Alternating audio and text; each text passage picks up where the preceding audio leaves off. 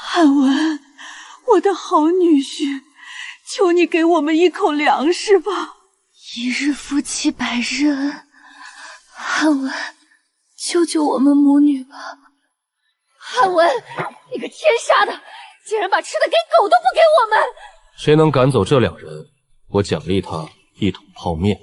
在绝迹的生机面前，这1桶泡面便是凌驾于人性之上的唯一律法。汉文，我错了，救救我！当初为了攀高枝，你准备吊死我和孩子的时候，可想过有这一天？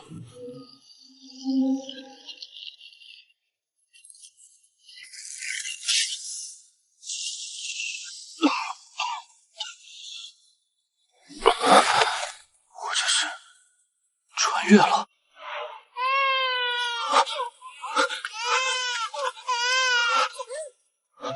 你别哭，你一哭，万一把人引过来，我们都完了。王姨真是够狠，半月的孩子说不管就不管了，这是饿狠了才会哭个不停。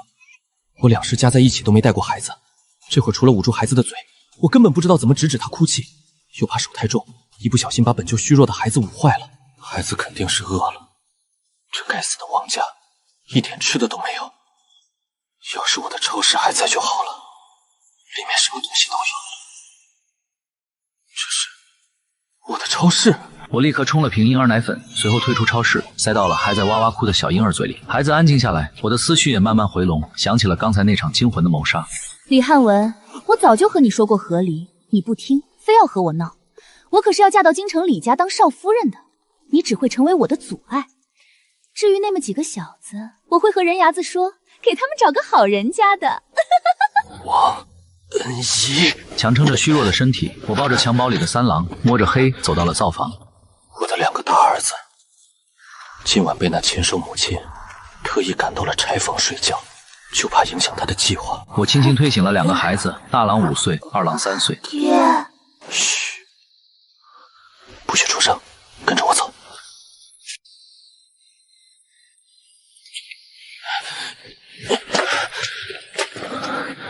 你们2个待会儿不管发生什么，看到什么，都不准出声，也不准乱跑，抱着弟弟在这等我，知道吗？想让我死？都说荒年死几条人命是正常，那看看最后谁死。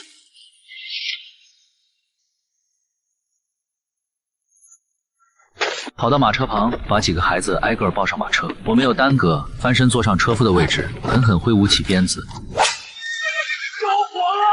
老王家着火了！快来救火啊！王家的马受惊跑掉了！村里如今旱得连喝水都难，这火能不能扑灭，王家人是死是活，全看他们的命。今晚的爹爹真的好不一样。我强撑着一口气，驾着马车，终于回到了李家村，也就是生养我的李家村。村里安安静静的，这年头饿疯了的人早就把村里的狗抓来当成食物下了肚。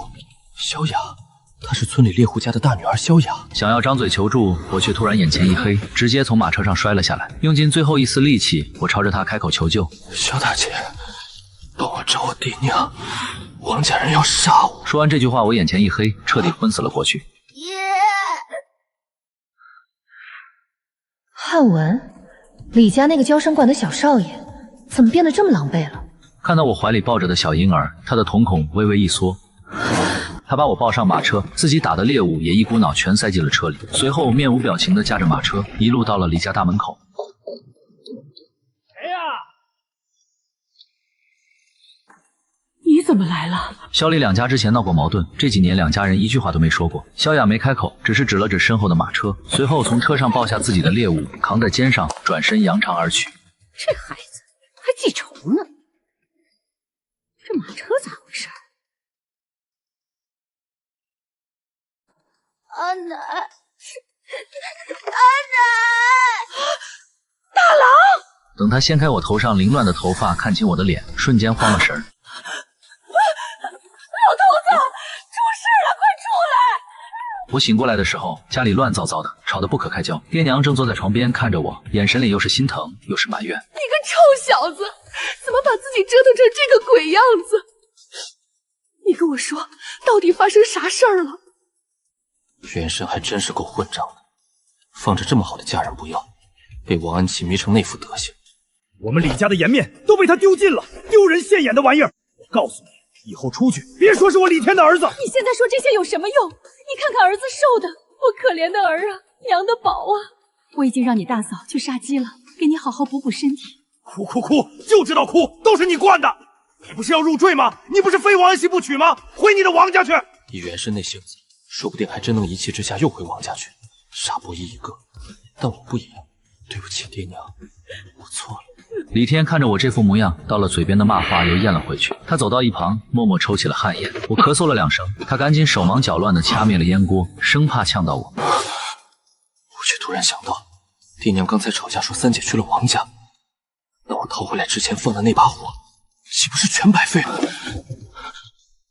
三姐去了多久？干什么？咋？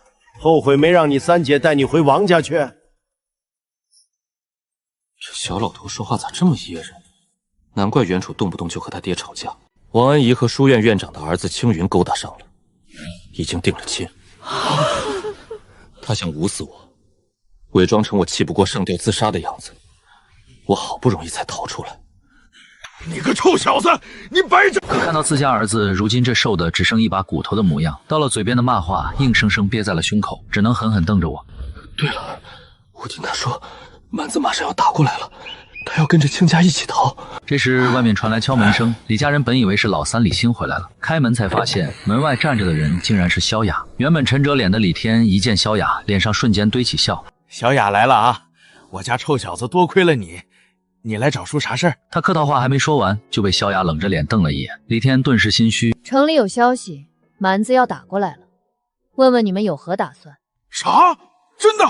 李天不可置信地看了我一眼，显然更信萧雅的话。我忍不住翻了个白眼。亲儿子说的话爹娘不信，外人说的反倒当回事。本想说些什么，腹间突然一阵绞痛。之前在王家被踹出的旧伤处隐隐渗了血。爹，你带人先出去。儿啊，是不是旧伤裂了？娘去给你拿药和布条，待会儿给你端鸡汤补补。你爹就是嘴硬心软。娘，我要给三郎冲奶，你们都出去。我一个大男人弄这些，被人看着怪别扭的。你这孩子，我是你亲娘，还能出去乱传咋的？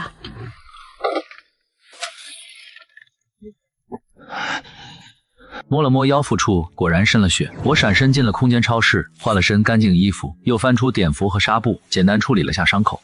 超市里东西齐全，连医药用品都备得满满当当。我按比例冲好奶粉，回到房间，襁褓里的三郎还在睡觉，我也不管他睡没睡醒，抱起来就把奶嘴塞了过去。小家伙闻到奶味，下意识含住奶嘴，用力吮吸起来。等孩子喝完奶，我刚把他放回床上，我娘就端着鸡汤小心翼翼地进来了。宝儿啊，快喝鸡汤，那王家老钱婆肯定舍不得给你补。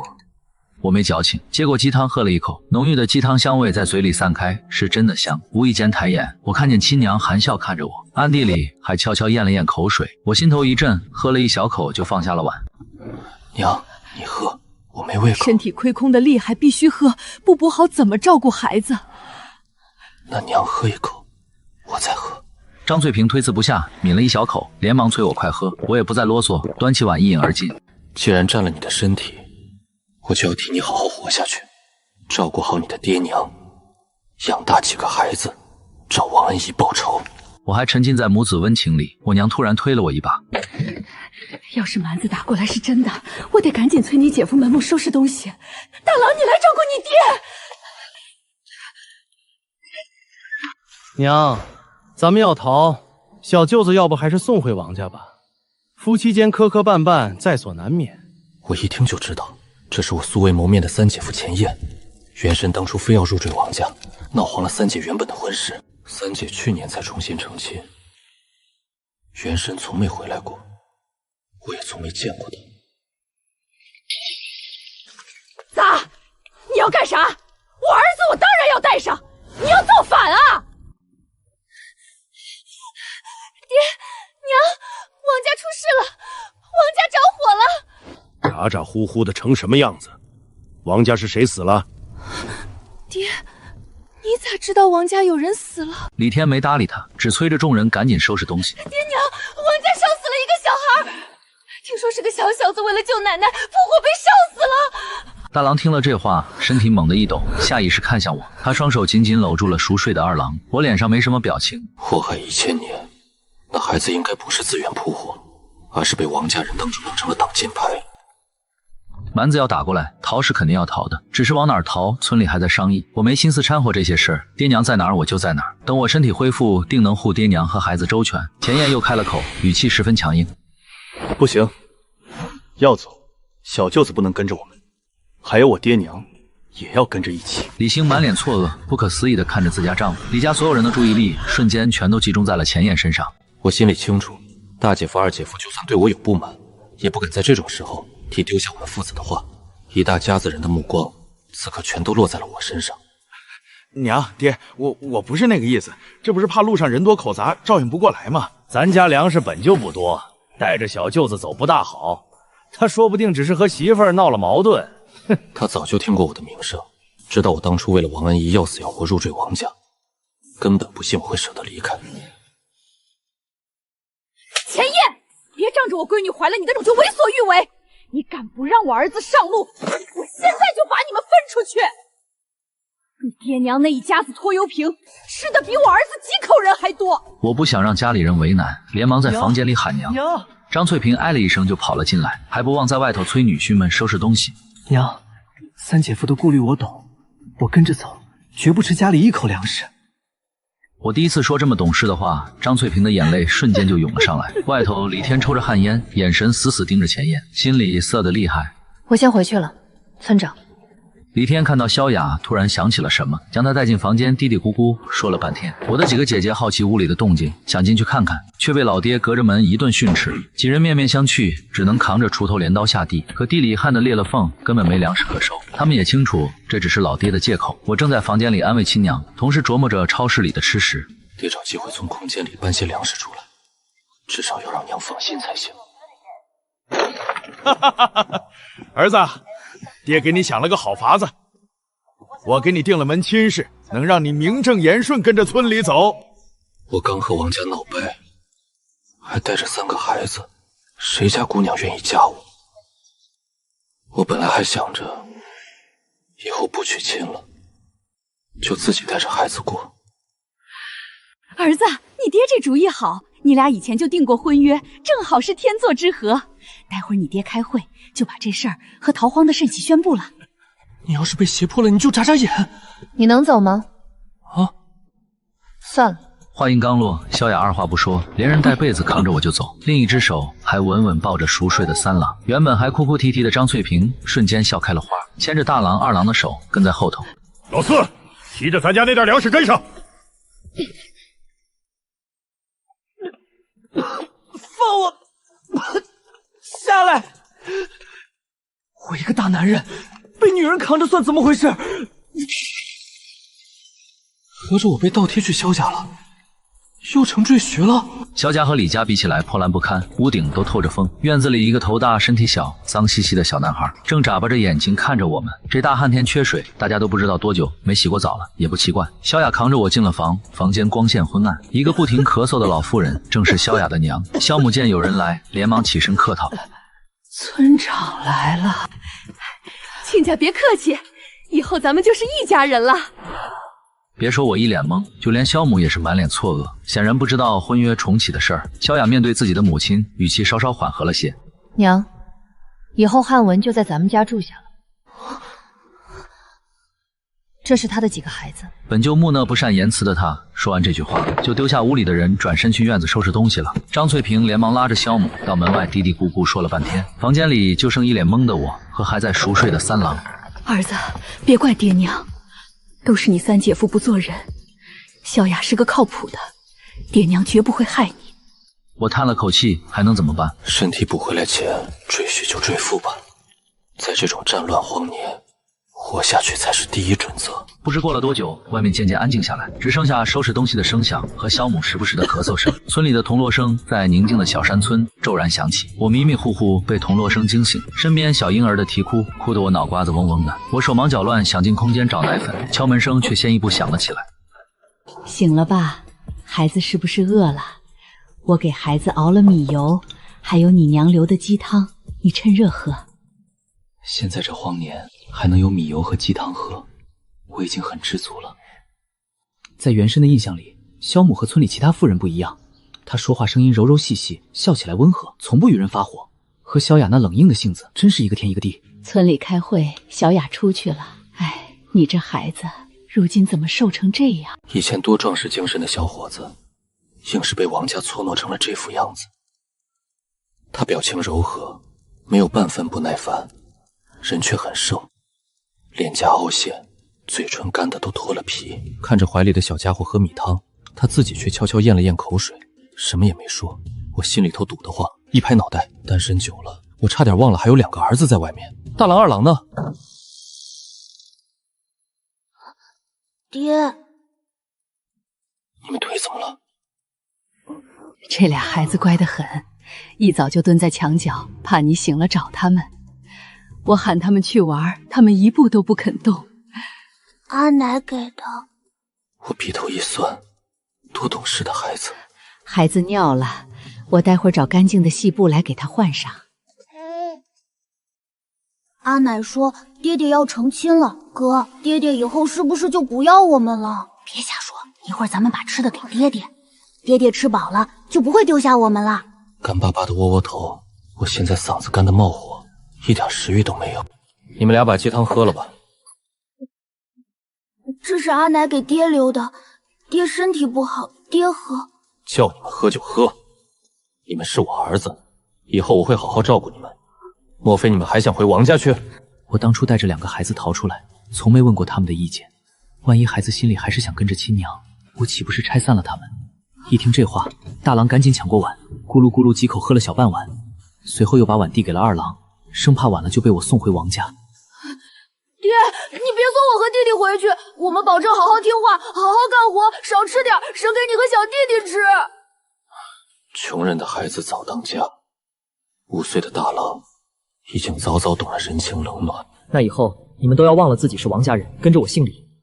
我给你们取名字，不叫大郎、二郎了，大郎以后叫李化，二郎叫李浩，我叫李汉文，小弟弟叫李元，咱们父子4个凑一起，正好画号汉元，寓意咱们一家团团圆圆，平平安安。我以后有名字了，我叫李浩，真好听。 2辈子都没带过孩子，愁得头大。爹，我来吧。弟弟是不是拉了？话音刚落，空气中就弥漫开一股酸臭的味道，还真是拉了。李化抱过弟弟，熟练的给孩子把了一下，转身跑了出去。小母知道孩子拉了，连忙递过来软软的干净稻草。李化小声道了谢，进来就准备给弟弟擦干净。我眼角一抽，用稻草擦，我实在受不了。这么小的孩子，嫩生生的皮肤，用稻草擦不得磨破了。你们先闭上眼睛，等爹叫你再睁眼。我迅速闪身进了空间，冲到货架区，抽了1包湿巾，1包干巾，又拿了1片尿不湿，还有几瓶牛奶和矿泉水，一股脑全藏进了衣兜里。我拧开矿泉水，咕噜咕噜猛灌了1瓶，真是渴死我了。出了空间，2个小家伙还老老实实闭着眼睛。喝水喝得太急，我呼哧呼哧喘了2口气。2个小男孩疑惑地竖起耳朵，好奇我在床上干嘛，喘得这么厉害。好了，睁开眼吧。我一脸嫌弃的先用湿巾给小儿子擦干净，又用干纸巾擦干，随后厉化的换上了尿不湿。2孩子眼睛一眨不眨的盯着，满眼好奇，看着我手里软乎乎的东西，还有能出水的布片，满脸惊奇。你们今天看到的、听到的、吃到的，都不能告诉任何人。爹是天上的神仙，这些都是仙术，被外人知道，爹就要回天上去了。你们以后就再也没有爹了，知道吗？我和他们拉了勾勾，2个家伙因为和爹有了共同的秘密，开心的不得了。我又耐心的告诉大郎湿巾和干针的用法，用完的湿巾我打算随手丢掉。爹，这个能给我吗？他指的是用完后没沾到粑粑的最后1张湿巾，我不明所以，还是递给他了。好凉快，好软和，这样的日子似乎也不错。娘，我回来了。今天出去还是什么都没挖到。快进来歇歇，累坏了吧？正想着要不要出去打个招呼，房间门就被推开了。推开门的少年胳膊细细的，下巴尖的没什么肉，脸上满是愁苦和烦躁，看着一点都不鲜活。娘，他是谁啊？家里莫名其妙出现个陌生男人，还带着2个孩子。萧阳整个人都懵了，本就不好的心情这下更是烦躁，只觉得这个男人看着眼熟，却想不起来在哪儿见过。他是你姐夫，以后啥？我姐夫带着3个孩子的男人，他也配？我不承认他是我姐夫。以后他就是你姐夫。你和娘抓紧时间收拾东西，村长和村里商议好了，后半夜就出发。怎么这么匆忙啊？还有一堆东西没收拾呢。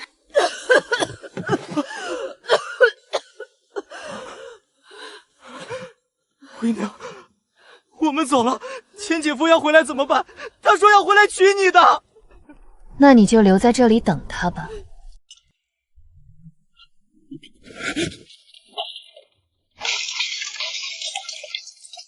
我是不是该下地帮忙？可乱动人家的东西会不会不太好？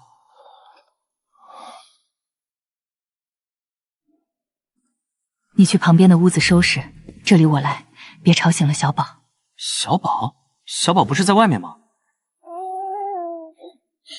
大姐真不挑，什么人都往家里领。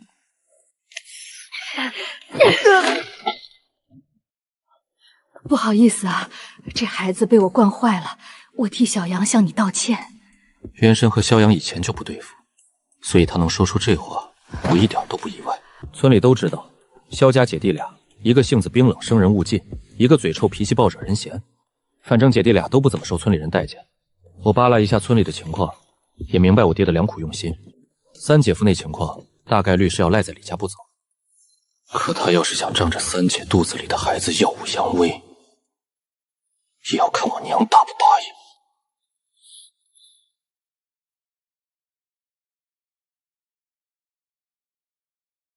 就在这时，我娘张翠萍怀里揣着东西，鬼鬼祟祟的走了进来。娘，你不回家收拾东西，跑我这儿来干啥？这个你先拿着，稍晚些娘有空了再过来找你。你自己收好了，别给你丈母娘和萧雅他们看到。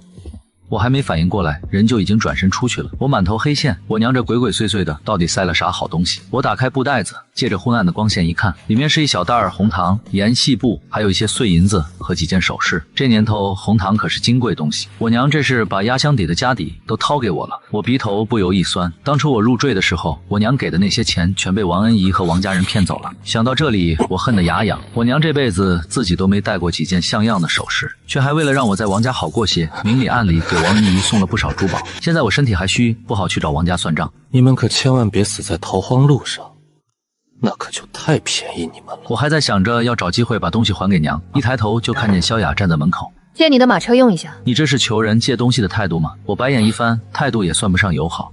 那女人像风一样，没半分停留，转身就走。隔着窗户，我能看到萧家人陆陆续续把东西往马车上搬。萧家是真的穷，可能真没多少东西，还没一个时辰就收拾的差不多了。我看的脖子都酸了。萧母走了进来，她笑着拉住我的手，真是谢谢你的马车，省了我们不少力。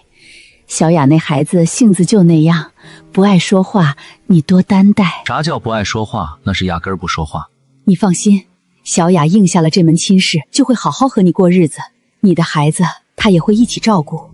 你身体亏空的厉害，这几天好好躺着养着，别下地，路上免不得要吹风，你多忍忍，尽量别受风。我露出了一个尴尬而不失礼貌的微笑。我算是发现了，这位丈母娘是这一家几口里对我接受态度最好的。我带着3个孩子还是个赘婿身份，人家愣是一点嫌弃都没露，也不知道是真不介意还是装出来的。萧阳那副抵触的样子才是一个正常人该有的反应。我也不是喜欢纠结的人，暂时管不了那么多。眼下最重要的就是养精蓄锐。李花和李浩2个孩子早在我娘来的时候就乖乖趴在我床边睡着了。看着3个儿子稚嫩的小脸，我长叹了一口气。半夜我睡得迷迷糊糊，一道充满寒意的声音在耳边响起，像鬼魅一样。该上路了。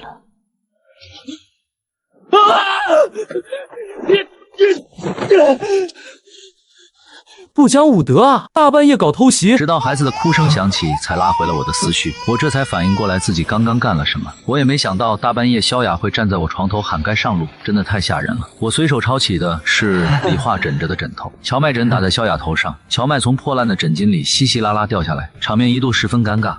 不好意思，我不是故意的，是你大晚上这样真的太吓人了。说完，我转身去哄还在啼哭的孩子，刚才动作太大，把孩子吓着了。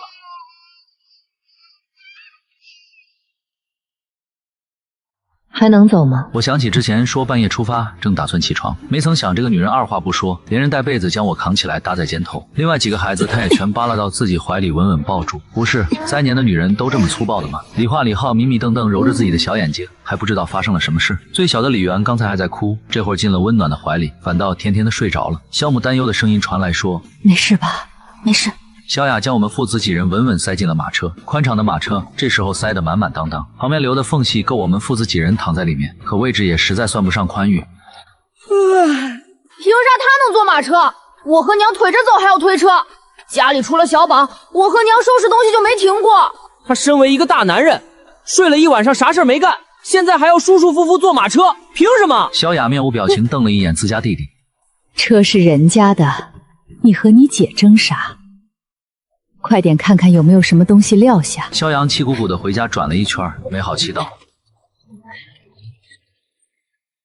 了，啥都没落下。”我混沌的脑子也慢慢清醒，哄睡几个孩子，正打算自己来驾车，铜锣声却突然再次响起。我四姐李晨扛着一个大包袱，哼哧哼哧跑了过来。弟妹，亲家母，我娘让我来搭帮手。你少说2句。你姐夫身体虚，快帮我把包袱往上推一下。萧阳二话不说，帮着把包袱往上推了推，又不满地冲自家大姐嚷嚷：“大姐，我和娘不让坐马车，你不会连小宝都不让坐马车吧？”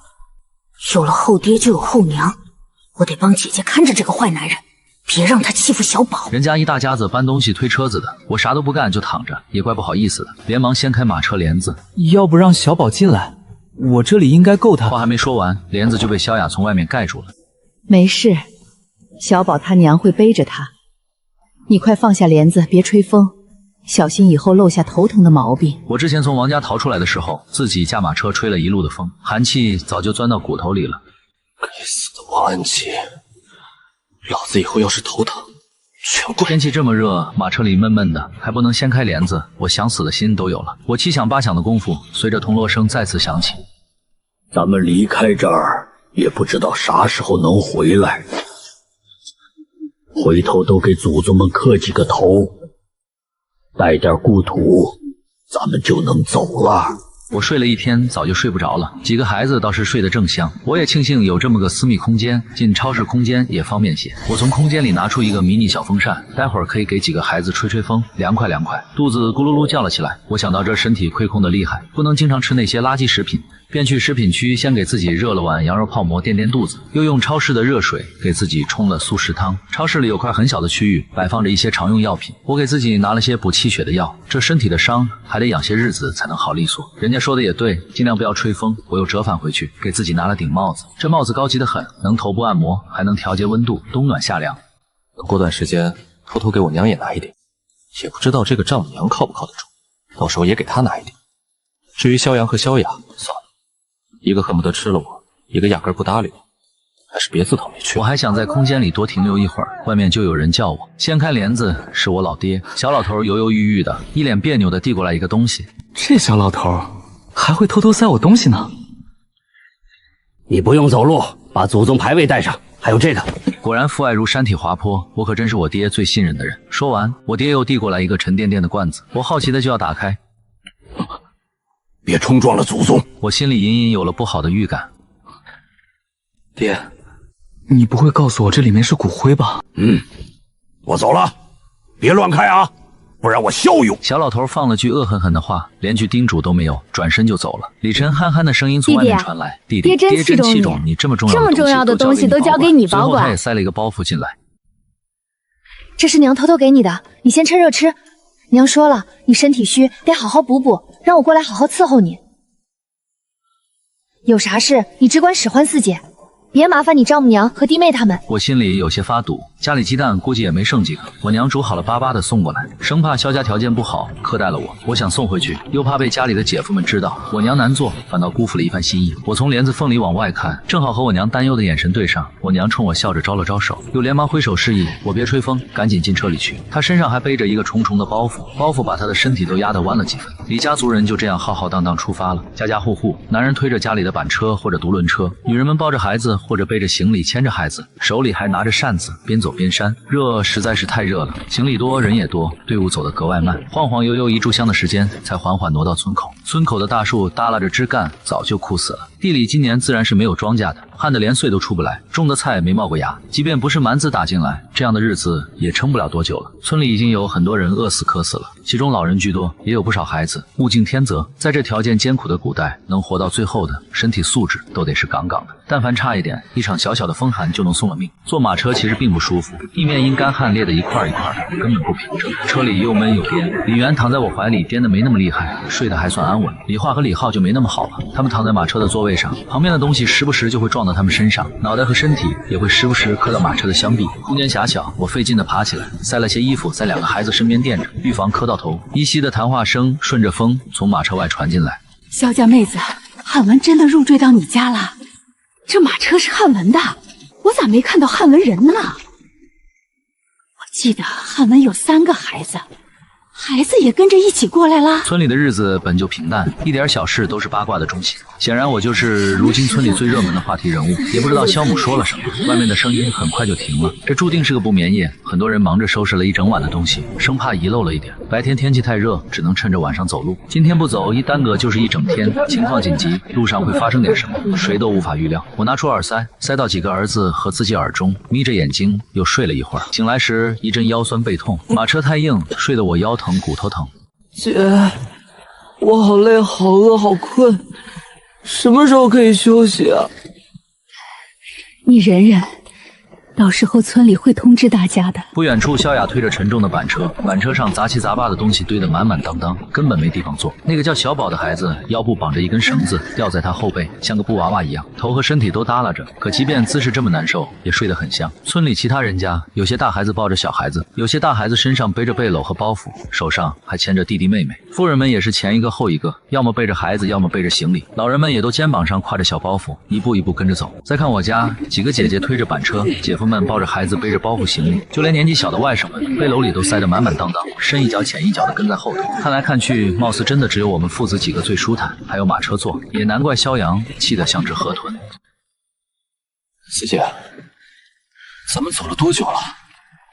这还没到钱家村呢。钱家村距离我们李家村也就10公里，平时走路差不多2个小时到2个半小时，半天就能走1个来回。现在天都快亮了，居然还没到钱家村，这速度难怪要提前出发。我睡不着了，看李晨拉着缰绳快要打瞌睡，再下车去，便干脆和他打起了话。没办法，萧雅那个高冷女人对我爱答不理。我如果在马车上舒舒服服的和萧母问话，萧母哼哧哼哧推着车还要打我的话，那也太不人道了。聊着聊着，铜锣声又响了，村里总算安排大家停下来歇息。我爹李天一脸愁容，清清嗓子，奈何没什么水，渴得嗓子都冒烟。大家走太慢了，走到现在还没到钱家村。岭南离这好几百公里呢，照这个速度，得走到地老天荒。村长啊，不是咱们不想走啊，是东西太多了。再说，会不会消息是假的呀？咱们这么穷，蛮子打过来有啥好处？要不你留下来，一个个的抓紧时间休息，别在这给老子逼逼赖赖。上路的时候拖拖拉拉，真等蛮子追上来，你想跑都跑不掉，人家可是骑着马的。一把年纪了，谁想背井离乡？本来他也不信，可这不萧雅进城亲自打听了消息，宁可信其有，不可信其无啊！前方抵达的村落是最近的钱家村，这里是我三姐夫老家的村子。钱燕早早就回了自己家，叫上了自家爹娘。他老家穷得叮当响，粮食几乎没有，没一炷香的时间，就简单抱着些锅碗瓢盆赶到了我们李家村的队伍里。钱家村早起生火做饭的人出来抱柴火，看到路上这么多人，好奇的上前询问，一问才知我们李家村人打算逃荒搬走。真假的？我们没听到这样的消息啊！三姐李兴上前搭话，想问问钱家村还有没有水，想讨点水喝。奈何钱家村人一听说讨水，脸色瞬间大变。我们村的人水都不够喝，还分给你们喝？滚！赶紧滚！好心好意告诉你们消息，你们翻脸翻书还快，谁稀罕？死！人家生怕我们逃水，最终赶紧走人，还大声嚷嚷有人想抢村里的水，搞得大早晨钱家村其他人全都扛着锄头菜刀出来，虎视眈眈地望着我们。让老子稀罕你们这点破水！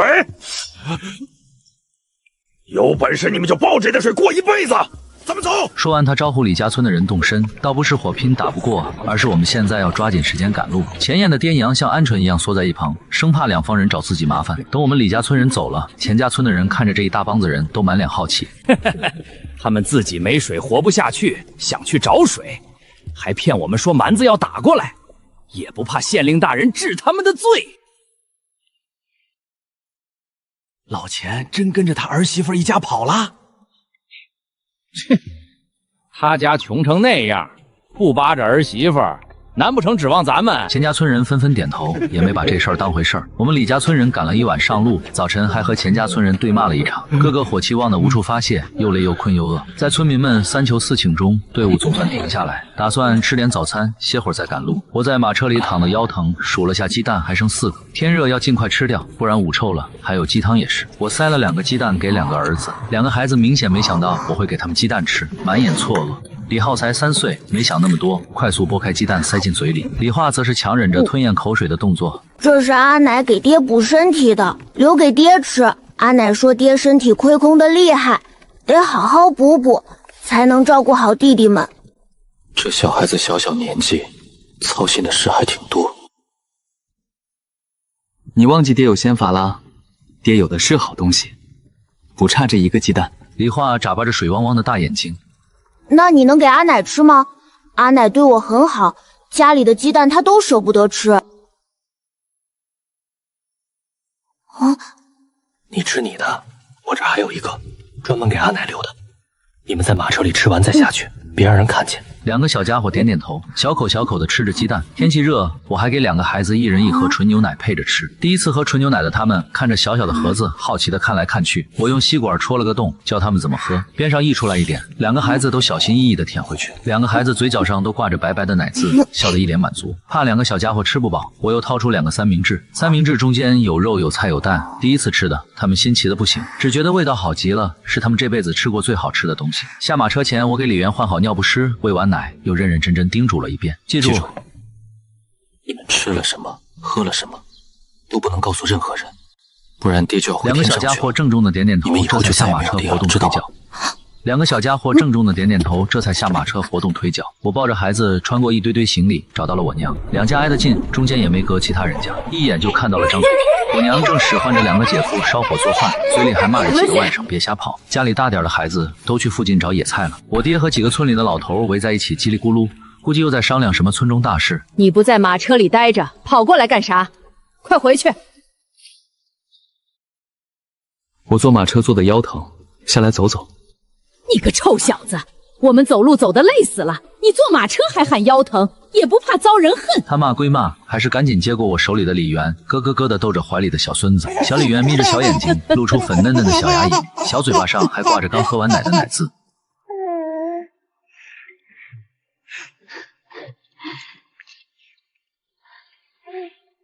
你能给孩子弄吃的了？我想了想，还是说自己有办法比较好，那样以后就能名正言顺的拿出东西给家里的几个孩子补身体。能。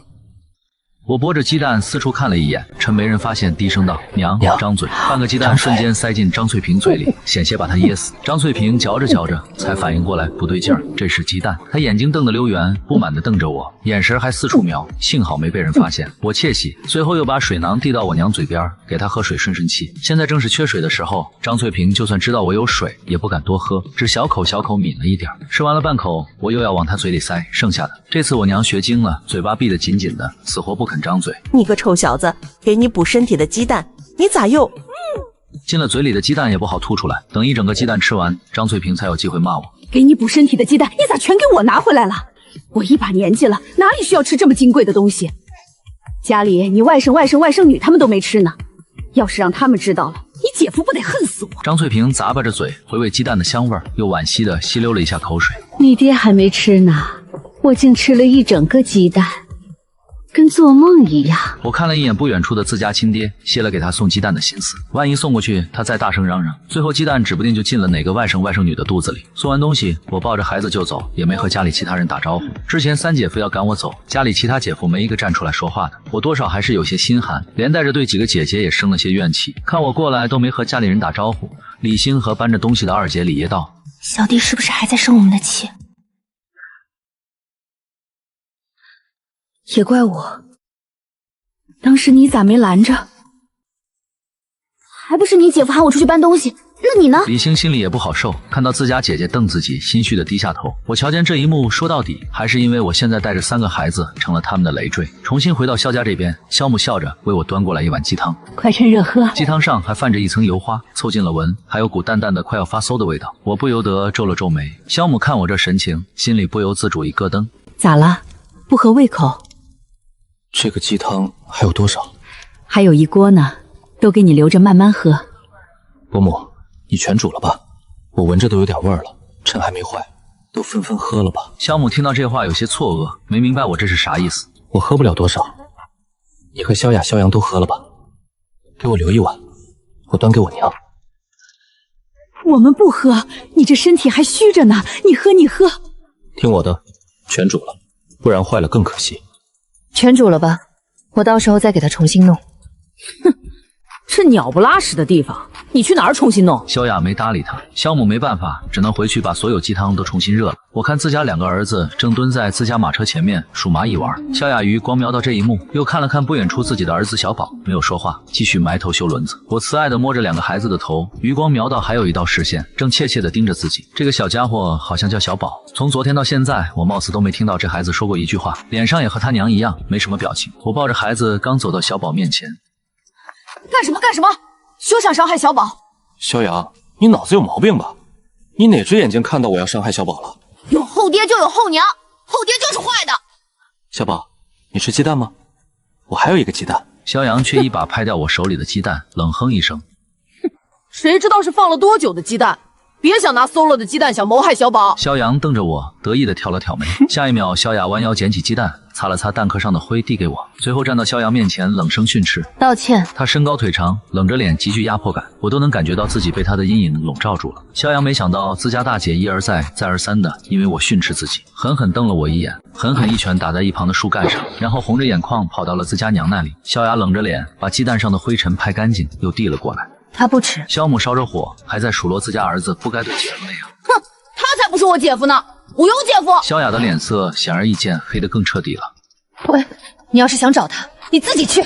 说完，抄起一个包袱，狠狠砸在了萧阳怀里。萧阳错愕地抱着包袱，也知道自己一再挑战自家大姐的底线，大姐是真的生气了，哇的一声哭出来，哭得好不委屈。你有了新男人，就不要娘和我这个弟弟了。萧母那边鸡汤也烧好了，忙着过来打圆场。大清早你闹什么闹？赶紧过来喝鸡汤，待会儿真惹你大姐生气，我也不管你了。我也不管萧家3口怎么闹，端着鸡汤就走。剩下的鸡蛋他们不吃拉倒，我送给自己娘去。到了李家这边，早饭也做好了。看到我过来，张翠萍连忙迎了上来。萧家姐弟俩又咋了？没欺负你吧？没有，娘，鸡汤给你喝。天气热，我怕坏了，全让煮了。我没说鸡蛋的事儿，避重就轻，说了鸡汤的事儿。反正看萧阳那态度，鸡蛋都不让小宝吃，鸡汤估计更不让了。萧阳闹脾气，不许小宝喝我的鸡汤。后爹难做啊，你管好你自己家3个就成，别多管闲事，省得养出白眼狼。自家儿子送回来的鸡汤，张翠萍分了一点到李天碗里，剩下的全自己留了，给孩子们喝。我哪里需要喝鸡汤？不喝，拿来吧你。张翠萍毫不客气，把李天碗里的鸡汤也全倒进了自己碗里，咕噜咕噜当着我的面一口全干了。天气炎热，刚吃完早饭，我爹李天就问大家伙还能不能继续走。村里人瞬间怨声载道，个个满脸疲惫。这样不行，等走到王家村再休息。大家再坚持坚持。我们一夜没睡，个个脑瓜子里都是一团浆糊，脑袋不听使唤，身体还能动，全靠一口气强撑着。总算跌跌撞撞到了王家村，我心里暗喜王家村好啊，我熟得很，正好方便做手脚。等李家村的人抵达王家村，已经是晌午，正是太阳最毒最晒的时候。去王恩一家，村里人累到一句话都不想说，村长说干啥就干啥。王家村家家户户大门紧闭，门户也都上了锁。我们走了一圈才发现，王家村早就人去屋空了。留守的老人厉声喝问：“你们干啥的？”我从马车上下来，对面的老人看到我，身体晃了晃，险些没站稳。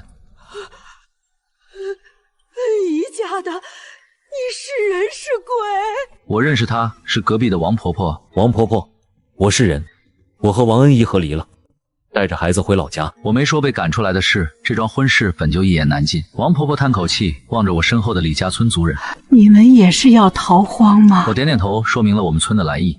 村里没什么人了，全都逃了。我们这些老骨头走不动，留下来看家看地。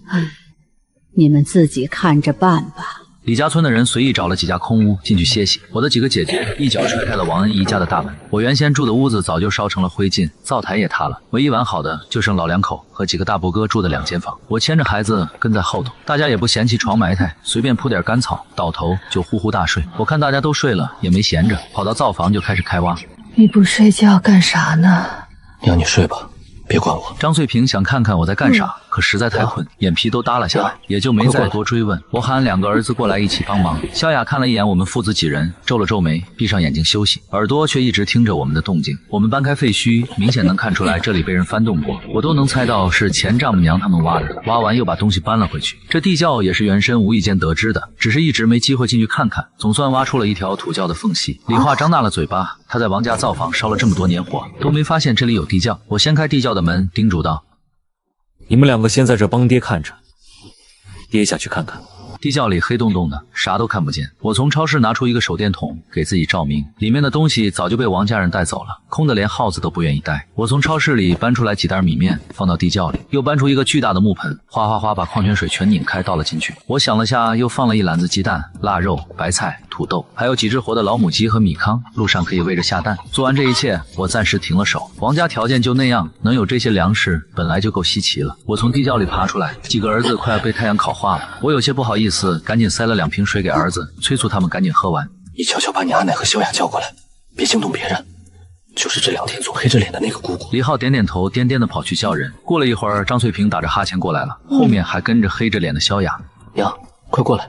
张翠萍眼睛瞪得大大的，没想到王家灶房底下还有个地窖，她紧张的四处查看，确认没人，这才和萧雅从地窖口钻了进来。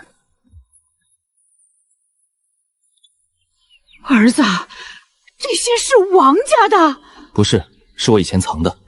王恩姨她奶死的时候托梦给我，我才知道有这个地窖。张翠萍眼角抽搐，明显不信我的话，不托梦给自家人，托梦给我个上门女婿，换谁也不信。可现在也不是纠结这些的时候，东西是真真切切摆在眼前的。他上前着摸摸，那摸摸稀罕的不行。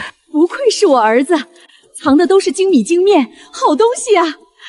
哎呦喂，这摆白菜真水嫩，儿子你啥时候藏的？现在天旱成那样，竟然还有这么水嫩的白菜，还有这水干净清澈的很。他强忍住喝的冲动，这么干净的水可别弄脏了。萧雅皱着眉，明显怀疑我话里的真假，还有这些粮食的来历。看我瘦削的身材，一点都不像能藏下这么多东西的样子。娘，萧雅，你们先想法子把这些东西都带走吧，省得王家人哪天想起来再回来找。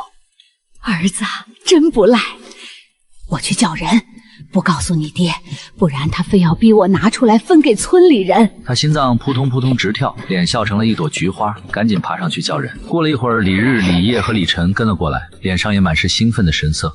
你三姐现在胳膊肘往外拐，这些东西别叫她知道，省得被你三姐夫贴补了家里。我们一家几口往外面搬粮食，搬到外面却犯了愁。娘，这样不行啊，要不咱们和村里人分开走？我开口提议，心里清楚，村里人现在都饿急眼了。我不是圣母，不想拿出空间里的东西分给别人。我空间里是有个大超市，可物资万一有用完的一天呢？超市是我在这个世界活下去的后盾和底气。我超市里的东西分都不够分，不能分开。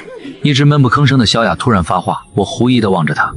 分开太危险。可能是看在这些粮食的份上，他难得多说了几个字。说完，扛起粮食袋子就回到了地面上。三个姐姐像老黄牛一样哼哧哼哧的背着袋子跟了上去。张翠萍拧了一下我的胳膊，呵斥道：“你这小子想啥呢？你爹那性子，你觉得他能同意？”我爹的优点是重情重义，缺点也是重情重义。我知道你心里埋怨爹娘当初逼你当上门女婿。我哪有？你没生你搭的气，能一直不搭理他？人老成精，我那点小九九，他一眼就看穿了。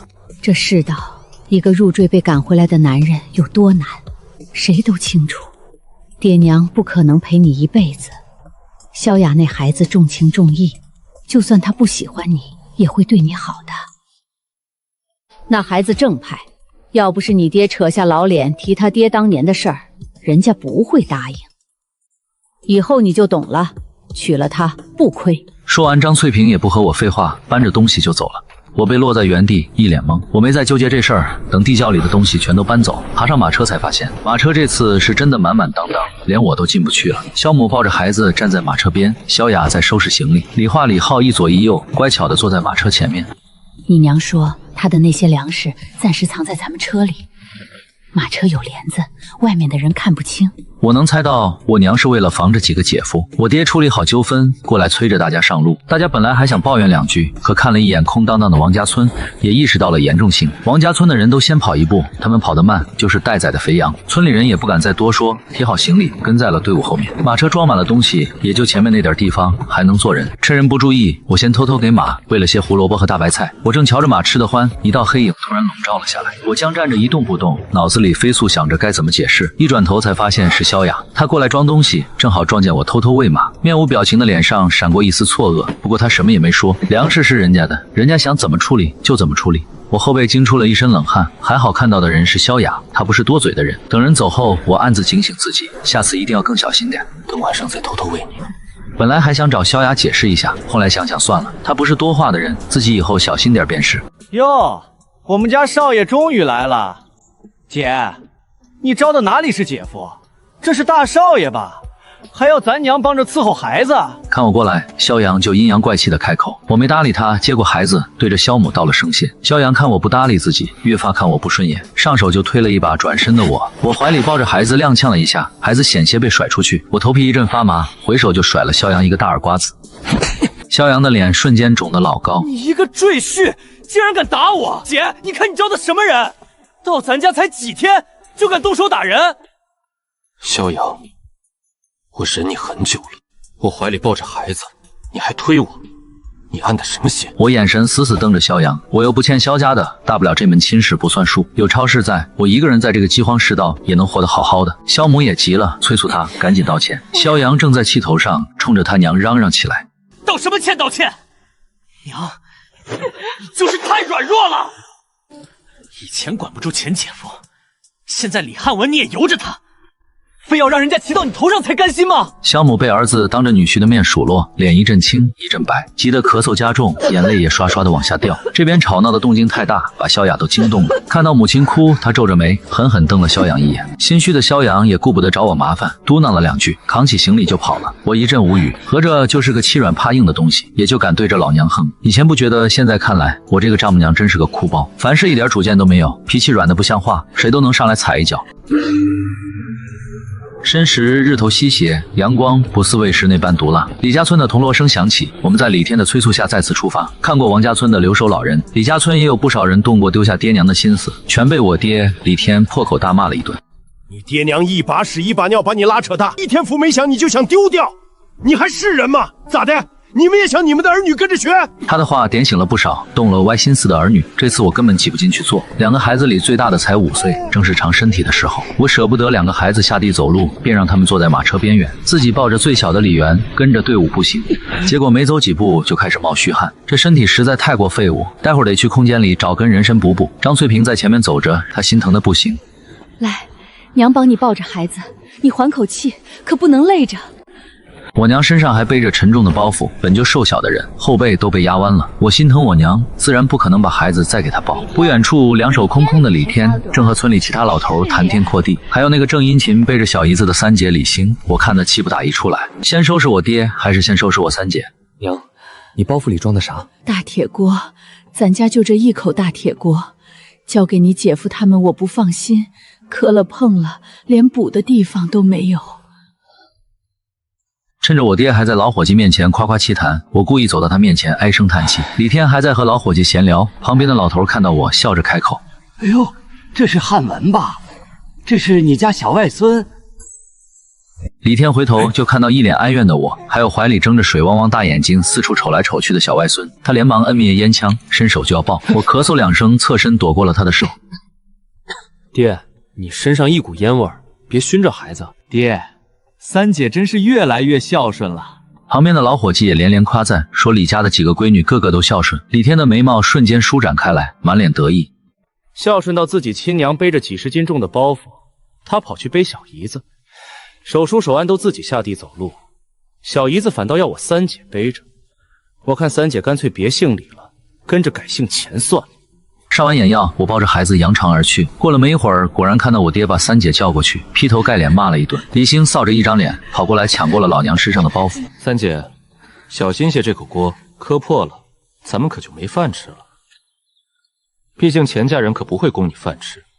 我挑衅地看着自家三姐，一副就是我告的状，你奈我何的表情。李兴被噎得说不出话，只能硬生生忍住了。他知道我自小就是这记仇的性子，倒是把一旁的钱燕气得不轻，心疼自家妹妹。钱燕低声对李兴说：“幸亏把这小舅子赶走了，你看他都入赘萧家来挑拨离间。”李兴烦躁的不行，没搭理他。小弟本就记仇，当初夫妻俩联手把他从家里赶出去，逼他去萧家，他本就憋着一肚子火。李家其他2个姐妹和连金对视一眼，都暗自庆幸，毕竟到现在李兴都还不知道地窖里粮食的事儿呢。另外2个姐夫看在粮食的份上，更是半点不敢得罪我。刚才我的举动，萧家人尽收眼底，萧阳没敢靠太近，躲在萧母旁边小声嘀咕：“焦家精。”张翠萍身上卸了重量，伸手就要接我怀里的孩子。钱燕看到这一幕，鼻子都要气歪了。四妹去给他驾马车，他倒好，就想着让娘帮他抱孩子。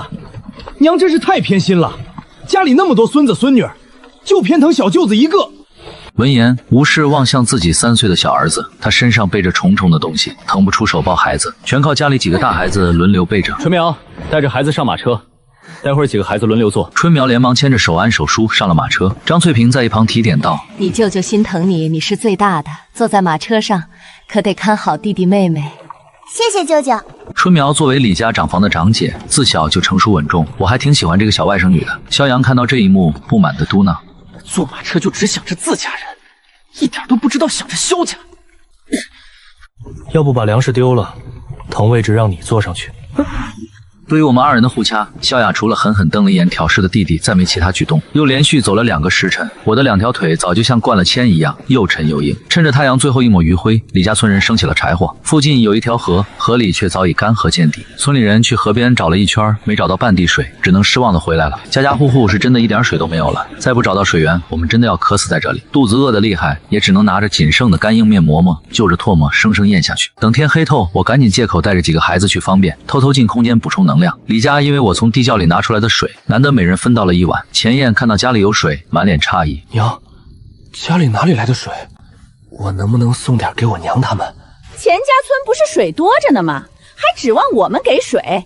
要送你这碗就别喝了。钱燕被丈母娘当众打脸，脸上臊得通红，可她心里还是想着自家爹娘和妹妹，大不了自己不喝，也要送点过去。反正李兴对她百依百顺的，说句自己渴了，李兴立马就会拿水给她。可她想的还是太美了。等李兴伸手要装水的时候，张翠萍似笑非笑的看着她：“你那份，你丈夫已经送回婆家了，没你的份了。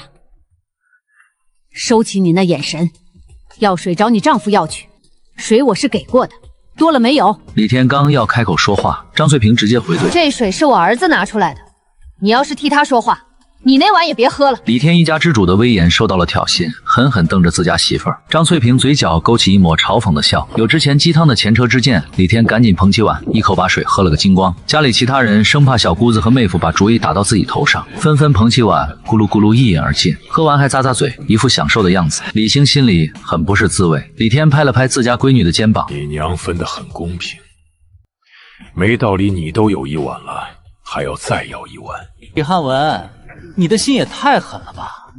你姐还怀着孕，都求到你面前了，你连点水都不肯给。”“你大方，那你这碗送给她。”我憋着笑，对这个女人真是刮目相看。娘，你看姐，凭啥我的水给她喝？水是你姐夫的，他想给谁就给谁。肖阳气鼓鼓地抢过水碗，一口喝了个精光。李杏心里不由得生出了一丝对我的埋怨，她并不擅长隐藏自己的情绪，我瞥了一眼便看了出来。三姐，做错事就要学会承担后果。我的后果就是被你和钱燕联手从家里赶出去，相应的，你们也要承担自己做的事带来的后果。你这小弟真小心眼儿，真记仇。他现在能入赘到萧家，还是他的福气。钱燕，你爹娘他们到底还有没有水？李欣，你什么意思？你要不到水，就把主意打到我爹娘头上。我爹娘养大我容易吗？你爹娘有水，你不问他们要，反倒问我爹娘要。我嘶哈着脱掉鞋子，看着脚底的水泡，眉头皱得紧紧的。萧雅正在一旁搓麻绳，余光瞄到了这一幕，她转身回了板车旁，掏了半天，走过来往我面前丢了一样东西，全程没说一句话。我诧异于她的举动，打开纸包，凑到鼻尖一闻，一股浓郁的药味扑面而来。这个是金疮药，很管用的，涂上就不疼了。我随便涂了点，冰冰凉凉的触感瞬间袭来，脚底的疼痛的确舒缓了许多。李花和李浩打着哈欠，揉着惺忪的小眼睛，困得直点头。萧雅看了一眼自家儿子小宝，也在犯困，转身从车上拿下一个被单铺在地上，示意我把几个孩子都放在被单上睡。我看着他冷硬的侧脸，心里暗道，这人还是个小傲娇。没有马车遮风挡雨，第一晚我睡在地上，翻来覆去怎么都睡不着。山里蚊虫太多，我给自己身上涂抹了驱蚊药水，还要时不时替身边的几个孩子扇风驱蚊。虽然超市里有帐篷和蚊帐，可那东西太扎眼了，觉得睡得本就不踏实。迷迷糊糊间，村里又传来了赶路的通知，有人开口抱怨：村长，能不能再多睡会儿？这话当场就遭到了我爹李天的厉声拒绝，也是没办法，天气太热了，晚上多走些路能凉快些，白天就能少走点，不然大太阳底下赶路，缺水很容易中暑。以如今的条件，一旦中暑和判了死刑没什么区别。可走着走着，这支队伍又发现了新的问题，晚上走路也不安生，因为照明不足，大家眼神都看不清，不少人还有夜盲症。走着走着，好几户人家都摔了跟头。这才走了第二天，队伍里就明显有人受不了，反正都是死，还不如在家里等死。也比这么折腾死的强。钱家村的人没跑，王家村的人也是胆小，万一这消息是假的。都走到这一步了，还是有人怀疑消息的真假，抱着侥幸心理。令我没想到的是，我爹竟然跑过来问萧雅的打算，这事儿就很微妙了。人心不齐，重力难聚。没想到这个女人竟然和我想到一块儿去了。我们李家村是100来户小村子，我爹是正村长，村里还有个张姓的副村长和其他几位族老。这次带头起哄的就是张家的人，他们不服我爹，管教也不是1天2天的事儿了。等我一觉醒来，天已经亮了，我爹正黑着脸厉声催促李家族人赶紧收拾东西赶路。就在我睡觉的功夫，我们李姓人家和张姓族人彻底分道扬镳了。我发现张家那支队伍人数明显比我们这支多得多，像是为了压过我们一头，走得也比我们快。李大哥，我早就说要多听听大家伙的意见，是你一意孤行。你看现在落的什么结果？张有福那支队伍里还有几个李家族人，此刻像鹌鹑一样缩在后面，眼神里全是心虚，根本不敢看我们李家族人。主要是张有福从王家村老人嘴里打听到王恩仪一家要去京城，他和张家族人琢磨了半天，觉得去京城比去岭南强得多，山高水远的，总归是皇帝身边最安全。京城寸土寸金，他觉得他们这些人过去只要能吃苦，就一定能赚到钱。我觉得去京城要比去岭南好，如果你也去京城，我就跟着你。村里李姓的其他族人也有些动摇，可去岭南终究是萧雅和他们提前商量好定下的结果。这个是人家同生娘子做的决定，同生娘子消息灵通，不比足不出户的萧雅强。萧雅本事再大，不也没考取什么功名？有福叔，我劝你领着这一大帮子人走快些，说不定能早点追上那抛弃老子娘的王家村人，和你心心念念的同生娘子一起上路。李汉文，你别当我们不知道你是被王家人赶回来的，这回来才几天就入赘萧家，不会是做了什么见不得人的勾当，被王家人发现赶出来的吧？李兴，你劝劝爹，这都啥时候了，和张叔服个软，好好商量商量。其实去京城也挺好的，咱们就这点人家，老弱还那么多，路上太危险了。我爹此刻正在气头上，听到这个女婿还在火上浇油，当即双眼怒瞪着他。你好久了，你要想跟着去，现在带上你家里的人赶紧滚！李行，你要想去，你也跟着滚！前燕的娘看到自家闺女被打，一句话都不敢说，只一个劲儿的弯腰赔礼道歉。李行也意识到丈夫说的话不对，她虽然心疼丈夫，却还没到不孝的地步，赶紧低头认错，还狠狠扇了自己几个耳光。我爹这才消了气。四姐，你以后要是找个像三姐这样拎不清的丈夫，到时候我让娘把你们俩都逐出家门。说啥呢？我又不是你三姐那样的傻子。李姓的其他族人也连忙上前劝和。我爹也觉得此刻不是和女婿计较的时候，只能把这口恶气咽下去，催促家里其他人赶紧收拾东西赶路。他心里憋着一股气，非要超过张家族人不可。我们商量件事呗。不争馒头争口气，咱们人少，动作快，也一定要超过他们。大路宽敞，李家村剩下的40户人家跟在我爹身后，个个卯足了劲儿，是要超过张有福带的那支队伍。另一支队伍也不甘示弱，同样加快了脚步。这么一追一赶，倒是没花多少时间，就走到了阜阳镇门口。远远望去，城门口挤得满满当当，热闹的不行。我们李家村这边先派了萧雅和李晨去打听消息，两人回来后脸色都不大好看。阜阳镇现在只出不进，进城费也涨了，一家要100万。这是抢钱吗？平时进城费才3文钱，城门口价钱都涨成这样，我觉得城里粮食的价钱，咱们不一定承担不起。就在这时，城门口的关卡打开了，远远的就看到好几辆马车从城内缓缓驶出。我抱着孩子，眼尖的看到了马上的人，血液瞬间凝滞，连忙拽住身边的我娘。娘，走，咱们找到问谁要粮食了。王恩一自从那日家中失火，到处找马都没找到，只当马受惊跑了，怕赶不回镇上，借了村里其他人家的牛车，才勉强到了镇上。他一身狼狈到了未来公公李院长家，李院长虽然皱着眉，却也没说什么重话。他未婚夫李青云却心疼的不行。事情都办顺利了，你放心。花了多少钱？我给你的银子够吗？王安姨顶着未来公公不满的视线，连忙安抚着未婚夫，只说一切顺利。一切顺利。之后，李家人就开始收拾行囊，准备投奔京城的亲戚。李家人多，行李也多，这才磨磨蹭蹭收拾到这么晚。李院长等的都有些不耐烦，皱着眉说：“收拾那么多东西干什么？多带点钱，到了京城再买便是。穷家富路，带那么多钱，人生地不熟的，万一到时候粮价疯涨，咱们有钱想买都买不到怎么办？路上吃好喝好，比什么都强。”青云，我听说外头的粮价涨得邪乎，心里总觉得这事儿没那么简单。即便是这样，李家的马车也塞得满满当当，只留了2辆空车给老人和孩子坐。王安姨第一次骑马，心里有些忐忑，却不敢在未来公公面前示弱，只能死死攥住缰绳，不敢撒手。正当她害怕自己摔下去的时候，我突然冲到了她的马前。王安姨的马瞬间受惊，猛地扬起前蹄。她低头一看到我那张带着挑衅的脸，血液瞬间翻涌。王安姨结结巴巴地说：“怎么，没想到我没死啊？王安姨，里面坐着的就是李家公子吧？你说我现在嚷嚷出去，你为了攀高台杀夫弃子，那位青云公子会是什么反应？”王安姨吓得立马回头，还好她走在队伍最后面，李家其他人没有发现这边的动静。李汉文，你到底想干什么？你信不信我的马能踩死你？快滚！你敢动我儿子试试？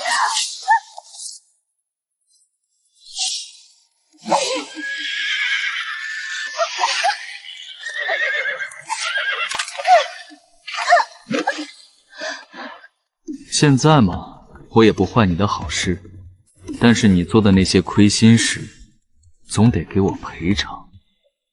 你说是给钱还是给粮？你要多少？1000两。